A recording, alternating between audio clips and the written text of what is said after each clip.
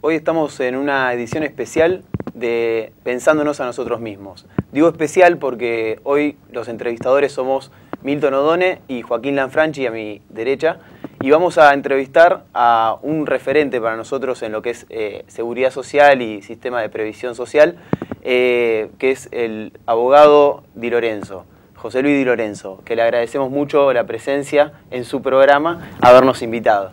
Particularmente nosotros hoy vamos a recorrer, porque estamos realizando nuestra tesis de grado para la Facultad de Periodismo y Comunicación Social de la Universidad Nacional de La Plata, y vamos a recorrer algunas cuestiones que hacen a lo que es el sistema de dominación ideológica respecto de lo que fue la previsión social en Argentina. Digo, cómo los medios de comunicación particularmente incidieron en la formación de opinión pública en Argentina respecto de la previsión social, lo que hace a las AFJP y demás. Joaquín. Sí, vamos a comenzar con preguntándote, José, bueno, ¿cuál es el proceso, ese comienzo del proceso que se da en torno a la deslegitimación de un sistema previsional público que va a culminar con bueno, la creación de las AFJP en el año 94? Acá creo que un dato que tenemos que tener en cuenta, que cuando hablamos del sistema de seguridad social, la previsión es un capítulo de la seguridad social, estamos hablando de la tensión entre lo que es el derecho colectivo y la apetencia y la avaricia de los que nos lo quieren saquear. Esto es histórico. Primer paso para ver el sistema de seguridad social en Argentina es darnos cuenta que hubo una constitución del año 1949 que protegía la riqueza de los argentinos. Los recursos naturales eran de todos y estaba prohibido privatizar los servicios públicos porque era el modo de garantizar el acceso a la riqueza y compartirla. Esto se borró de la historia, se derogó por un golpe de Estado del 55 y en el 57 por un bando militar se derogó la Constitución y se creó la ilusión, y ahí empieza la trampa comunicacional, que la seguridad social nació en Argentina con el artículo 14 bis de la vieja Constitución del 53, repuesta por el golpe del 55. En realidad, lo que hay es una manipulación que nos hace creer que el único derecho que tenemos como método de seguridad social es el cobro de una prestación. Entonces, si uno es trabajador activo, una prestación mínima, vital y móvil. Si uno es pasivo, jubilado, una jubilación móvil. Y en realidad, si pensamos qué es la seguridad social, yo doy la definición de Aristóteles siempre. Aristóteles dice que se considerará constituida la polis, nosotros decimos en este caso la nación, en el momento en que la masa asociada provea a la totalidad de las necesidades de la existencia. ¿Y de qué modo provee? ¿Con el pago de una prestación? ¿Con una cuenta individual? No, con la apropiación de la riqueza que protegía la Constitución, que fue derogada, y que aquello que protegía fue saqueado sistemáticamente desde el 55 en adelante. O sea, este es un concepto creo elemental para tener en cuenta de por qué se distorsiona, porque en realidad lo que está en juego es la riqueza de todos los argentinos y no solamente el pago de una prestación. Y ahí, ¿qué rol juegan los medios de comunicación en la formación de ideas y valoración sobre el sistema previsional? En realidad yo creo que hay una comunicación que tiene luego una expresión en lo que podemos llamar los medios de comunicación, pero que tiene que ver con una culturización desde la creación doctrinaria del plexo ideológico que justifica todo esto. Entonces, primer elemento, que nosotros vivimos categorías ajenas, que son las categorías eurocéntricas. Pensamos el mundo y la realidad desde que Bismarck, por ejemplo, creó una prestación. Y no nos damos cuenta que antes de Bismarck el hombre vivía de los recursos del suelo y de los recursos naturales. Justamente lo que nosotros tenemos en abundancia y quieren que no miremos para que en algún momento sean otros los que se apropien de esta riqueza. Entonces, bueno, los medios de comunicación, ¿qué hacen? Naturalizan un sistema que es para pocos, hablan de que es inviable porque no se puede pagar, nos dicen un disparate, que la gente está envejeciendo demasiado tarde, entonces no hay recursos para pagarlo. ¿Qué hacemos? Aplicamos eutanasia, matamos a los que envejecen, digo, no está la respuesta. Y cuando uno mira realmente, se da cuenta que hay riqueza sobreabundante y avaricia también sobreabundante de unos pocos que se apropian de esta riqueza. ¿Y qué hacen los medios de comunicación? Naturalizan el saqueo, el presunto periodismo de investigación no investiga a los saqueadores, porque parece que ser banquero da patente de corso, ser un capitalista concentrado da patente de corso y tienen derecho. Y se rasgan las vestiduras cuando recuperamos el rol público y desde el Estado queremos administrar con equidad. Ahí hablan del saqueo del Estado, que nos saquen. Nunca hablan del saqueo cuando son los bancos o cuando son los sectores que nos privan de lo que es de todos, ¿no? José, de la dictadura en adelante, ¿cuál fue el proceso que llevó a privatizar de una vez el sistema público y de reparto hasta entonces, en el año 94? Lo que denominamos la dictadura tiene, yo diría, 3 etapas.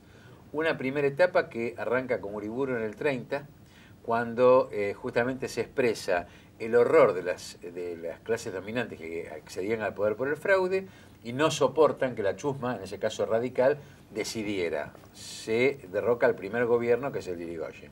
Segunda etapa es el golpe del 55, bombardeo de Plaza de Mayo, disciplinamiento social, bombardeo y golpe de Estado, derogación del marco que protegía la riqueza de los argentinos, que se termina de perfeccionar el 24 de marzo del 76, cuando se completa el ciclo de las dictaduras en Argentina, con un enorme genocidio y desapareciendo como sujeto central al trabajo y al trabajador.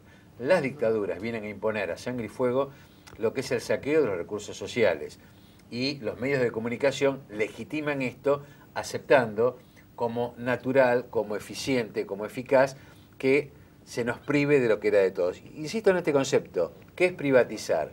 Es privarnos de lo que era común, de lo que era de la colectividad, lo que era de la comunidad. Se priva para que se privatice, que sea un beneficio de algunos pocos y no de todos. Lo que hacen los medios de comunicación, desde los libros, desde la doctrina, desde la televisión, de los diarios, naturalizar el saqueo como es lo que corresponde. ¿Y qué otra cosa no se puede hacer? Cuando es mentira, obviamente. Hay un ejemplo que das en el libro, en uno de tus libros, que me parece que es bastante demostrativo del saqueo, que hace a esto que vos decías, las dos ciudades de La Plata, respecto de las comisiones. ¿Podrías dar...? Sí, claro, es decir, uno trata de mostrar, si yo digo que los bancos del presunto eficiente sistema que crearon se embolsaron en conceptos de comisiones 14.000 millones de dólares, a uno le parece muchísima plata. Entonces lo que en algún momento hice fue, a ver, ¿con qué lo podemos comparar? Y esto equivale a haber construido 2 ciudades enteras como las actuales ciudades de La Plata, para que vean con qué se quedaron. Ciudades que serían nuestras, de haberlas construido hubieran generado empleo y por el multiplicador keynesiano hubieran generado riqueza y además esto hubiera generado un bienestar y un grado de ocupación del que se careció en el mismo periodo, donde la desocupación fue muy importante. Actualizando este dato, Gerardo Gentile acaba de estudiar, no me voy a cansar de decirlo, que además de las comisiones, lo que nos costó la transición del sistema que era público a esta privatización a favor de los banqueros disfrazados de FJP fue la friolera de 100.000 millones de dólares. Esto equivale a que los bancos se quedaron en 14 años que duró el sistema con la totalidad del déficit habitacional de la Argentina. 2.800.000 viviendas son las que nos faltan, se las llevaron los bancos. En uno de los negocios privatizados que terminan culminando la dictadura militar, institucionalizándola en el sistema democrático en la lógica de los 90. ¿Cuál, José, fueron las promesas que habilitaron a la consolidación del sistema integrado de jubilaciones y pensiones? Mira, hay una etapa de preparación del saqueo que la inicia Martínez de Oz. ¿De qué modo? Trampeándole las jubilaciones y el indicador por el cual se daba la movilidad a los jubilados. Obviamente no hay periodista que diga esto, nadie lo descubrió ni nadie lo dijo. Luego de este saqueo, que se hace ostensible ya cuando regresa la democracia por los años 83, empieza un reclamo importante de los jubilados en la justicia. Y lo que hacen los medios de comunicación empiezan a justificar y a naturalizar el discurso del Banco Mundial y del gobierno de Alfonsín, donde dice que esto realmente los jueces no saben de qué están hablando, se dictan 12 decretos de emergencia previsional y se paran los reclamos judiciales.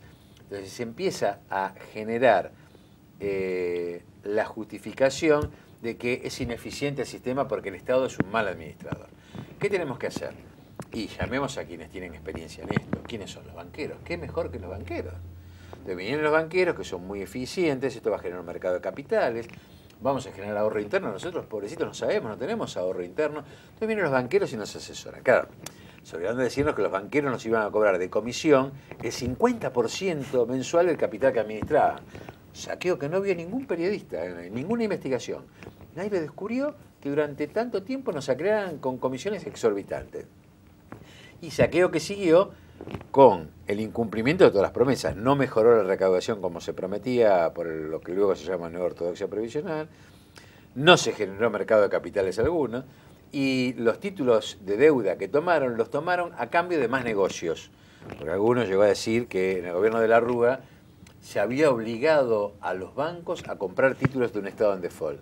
Sin embargo, cuando uno analiza bien, en el mismo momento, ya estaba a caballo con de la Rúa en ese momento, se dicta un decreto por el cual se baja el aporte, en un momento que los salarios estaban deflacionados o congelados, porque es época de convertibilidad y ajuste de López Murphy para abajo, se le da un 6% de aumento real a quien se pasa del sistema público, que todavía había quedado, al sistema de capitalización, y por eso los bancos compran o aceptan los títulos del estado en default. ¿Esto qué significó? Generar el incremento desde ese momento hasta que cesaron los FJP, 2.600.000 nuevos clientes para los bancos. Pensar que el gobierno de la Rúa podía obligar a un banco ya era bastante temerario. Pero pensar que cualquier gobierno realmente puede obligar a los bancos es difícil de creer en el mundo. Miren lo que pasa en Grecia. Pero bueno, esto yo no recuerdo haber visto a ninguno de los periodistas de investigación haberlo dicho, haberlo presentado, haberlo denunciado.